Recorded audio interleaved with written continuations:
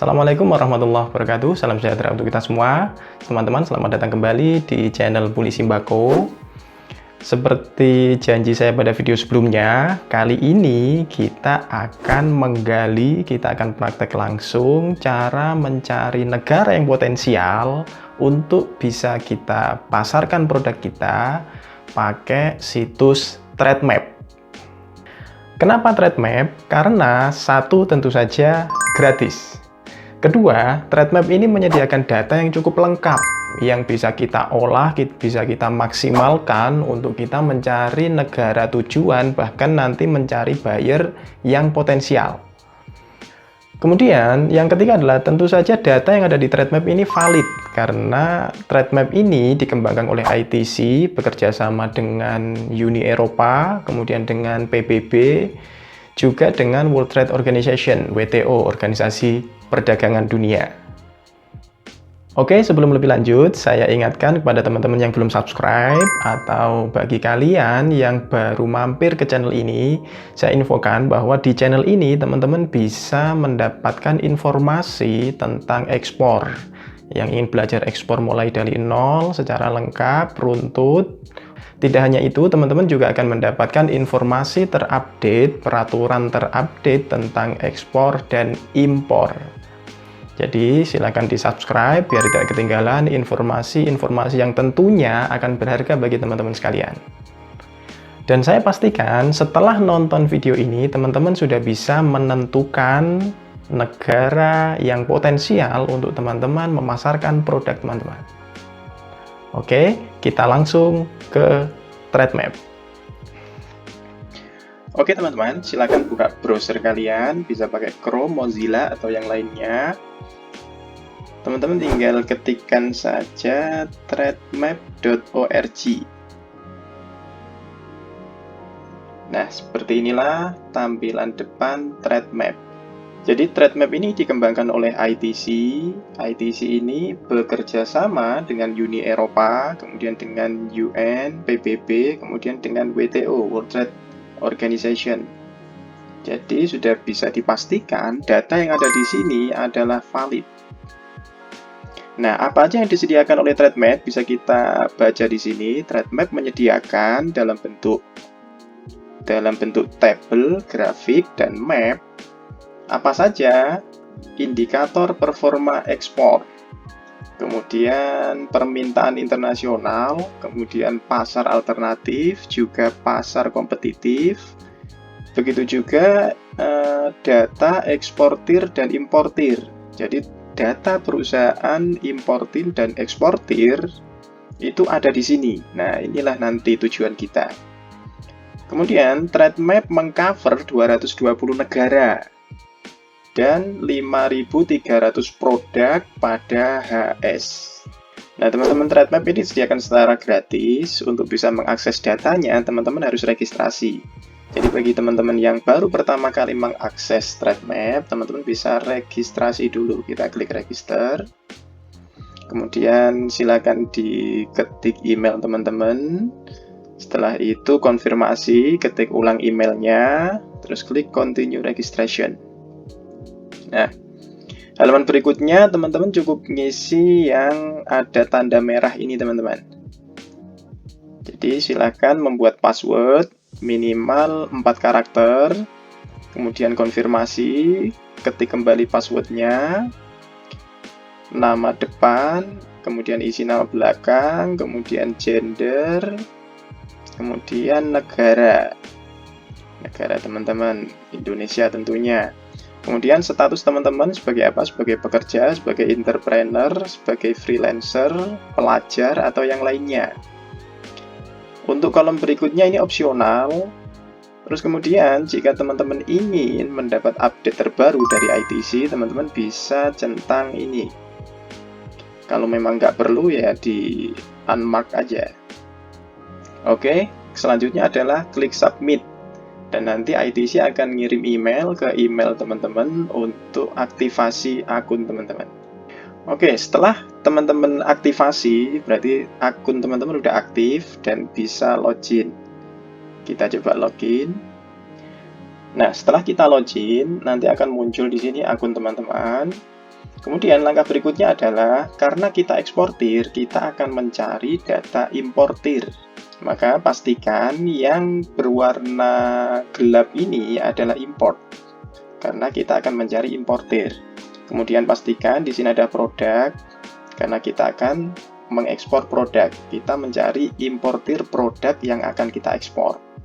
Step berikutnya adalah teman-teman silahkan ketik HS code atau produk teman-teman.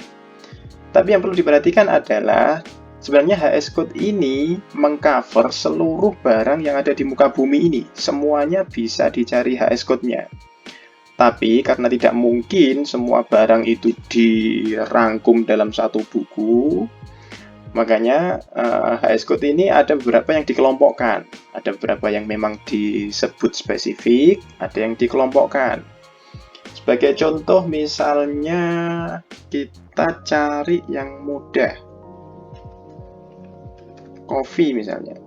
Di HS code, kopi disebut secara eksplisit. Jadi gampang teman-teman yang ingin nyari HS code coffee tinggal klik aja coffee, tinggal ketik aja coffee, nanti akan muncul.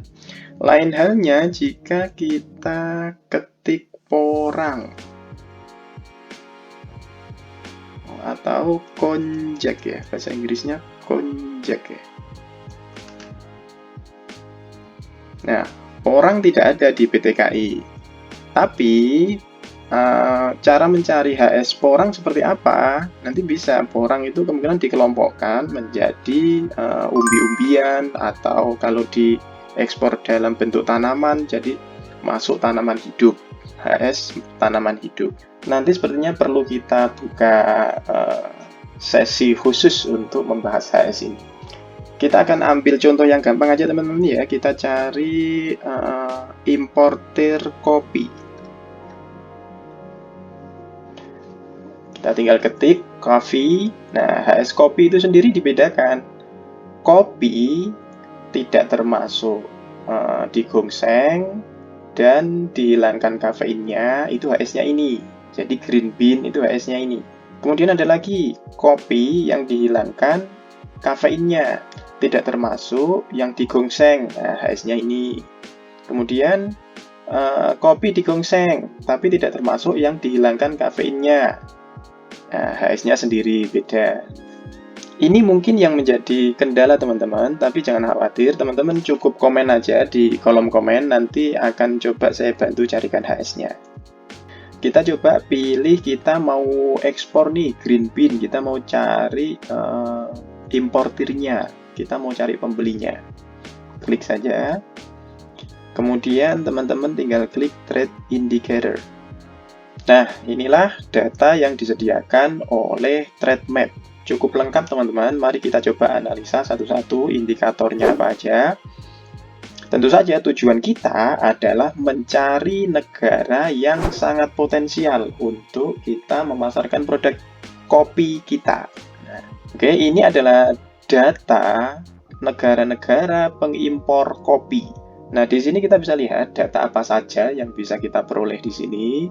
Satu yaitu value imported. Jadi total importasi kopi untuk 2020 adalah, ini dalam ribuan, berarti ini adalah 4 miliar dolar. Luar biasa. Kemudian, nah ini yang saya sebut dengan trade balance. Data trade balance bisa kita dapatkan di sini. Yang negatif yang seperti apa? Ini. Yang negatif itu diketik merah mesti. Dan ada indikator negatif. Trade balance negatif ini datanya dari mana? Datanya adalah dari nilai ekspor dikurangi nilai impor. Jadi bisa dikatakan negara-negara yang negatif ini berarti impornya lebih tinggi dari ekspor. Selisih impornya segini ini teman-teman. Ini adalah data selisih impor, selisih nilai impor negara-negara ini. Nah, kalau di sini kita lihat bahwa Amerika menduduki peringkat pertama negara dengan defisit kopi tertinggi. Dari sini bisa kita lihat bahwa semakin tinggi defisitnya berarti permintaan di negara tersebut semakin tinggi.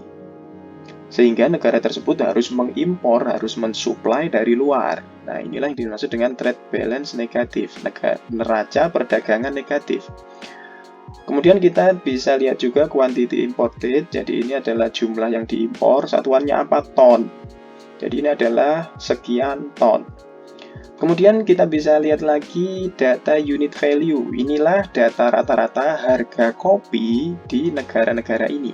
Kalau kita baca, berarti Amerika ini rata-rata harga kopi di sana adalah 3.000, sekian USD per ton.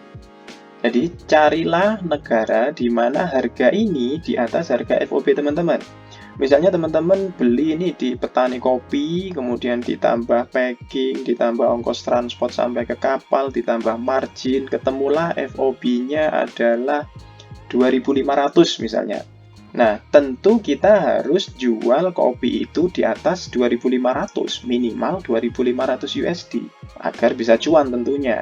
Nah, carilah negara di mana kopi di negara tersebut dijual lebih tinggi dari 2.500. Kalau dari data ini kita bisa lihat negara yang potensial berarti Amerika 1, kemudian Jepang di sana dijual 2.700, kemudian di Swiss juga menggiurkan, di Swiss 3.600, atau negara-negara yang lain teman-teman silakan cari sendiri.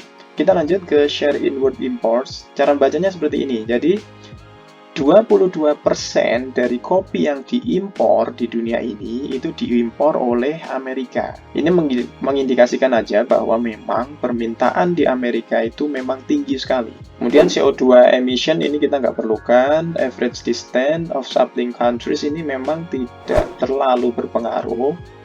Tapi teman-teman bisa ambil peluang di sini. Gimana caranya? Nah, kita lihat ini adalah rata-rata jarak antara negara pengimpor dengan negara suppliernya.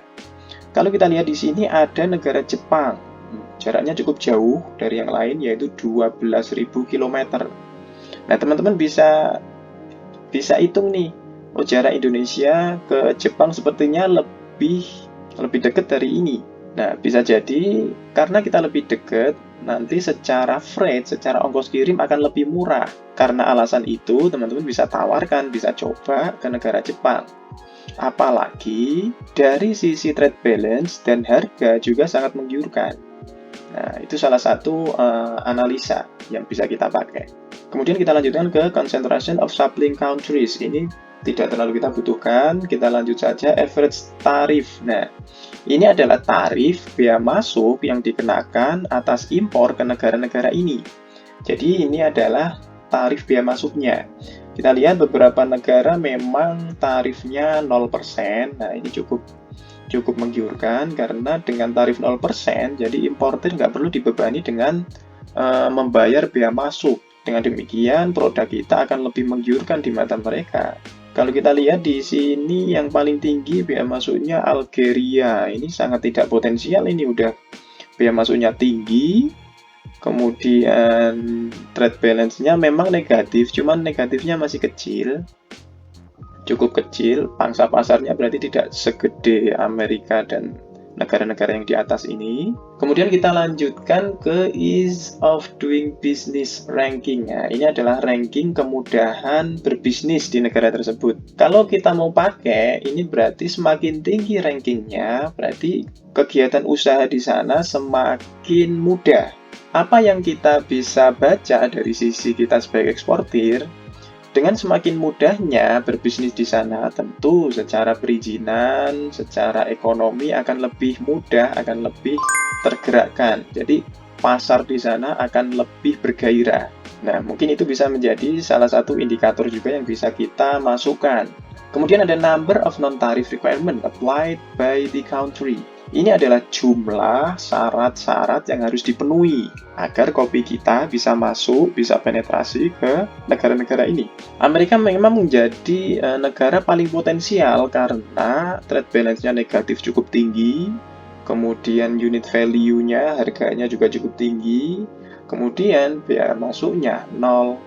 Tapi di sisi lain, Amerika juga memberlakukan aturan yang ketat sekali untuk produk kopi ini. kita harus bisa memenuhi 45 persyaratan untuk bisa masuk ke Amerika. Persyaratannya apa aja? Nanti mungkin bisa kita uraikan di session berikutnya. Kita lanjut ke estimation of untapped potential trade. Nah, ini adalah estimasi potensi perdagangan yang belum tergarap. Jadi teman-teman bisa melihat ini adalah potensinya. Teman-teman bisa ngambil bagian di sini. Jadi ini nilainya miliar berarti. Ini berarti 3 miliar dolar belum tergarap. Nah, teman-teman bisa ambil bagian di sini. Semakin tinggi berarti semakin potensial. Selain indikator-indikator ini, teman-teman juga bisa memilih indikator lainnya. Nah, untuk centang biru ini adalah indikator yang ditampilkan tadi. Untuk menampilkan semuanya, kita tinggal centang aja.